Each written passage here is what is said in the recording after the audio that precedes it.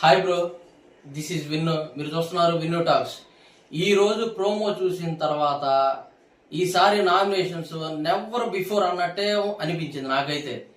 Emmanuel Bharani గారిని nominate చేసినప్పుడు Bharani garu defend చేసుకున్న విధానం, అగ్రెషన్, ఇది కదా మనకి భరణి గారిలో కావాల్సింది. ఎప్పటి నుంచో అనుకున్నా భరణి గారు మాట్లాడరు అని తన అగ్రెషన్ గా. ఇప్పుడు చెప్పు ఇమానియల్, నేను అడిగిన దానికి చెప్పు, సమాధానం చెప్పు ఇమానియల్, మిస్టర్ ఇమానియల్ అన్న విధానం చాలా అంటే చాలా బాగుండబోతుంది. ఈసారి నామినేషన్స్ డిమాన్ పవన్, రీతు చౌదరి నామినేట్ చేసిన విధానం నేనైతే అసలు ఎక్స్పెక్టే చేయలేదు. Unpredictable nomination. అసలు లిటరల్లీ షాక్ కి గురయ్యాను. అసలు వార్నింగ్స్ అనేవి బిగ్ బాస్ హౌస్ లో ఈ రోజు నుంచి అసలు ఉండవండి.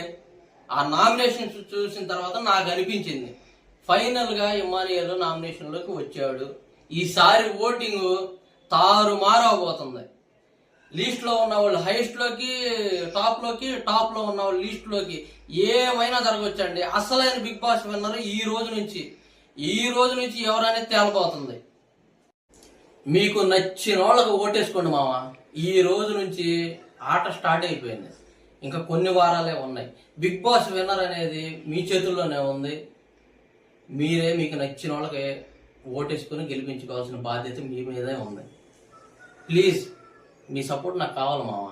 Please like, share, comment, subscribe చేయడం మటుకు మర్చిపోమాకండి. మీకు ఏమనిపించిందో కింద కామెంట్ చేయండి. నెక్స్ట్ వీడియోతో ఎపిసోడ్ ఎప్పుడెప్పుడు చేద్దామా ఫుల్ ఎపిసోడ్ అని చాలా చాలా ఎక్సైటెడ్గా ఉన్నా.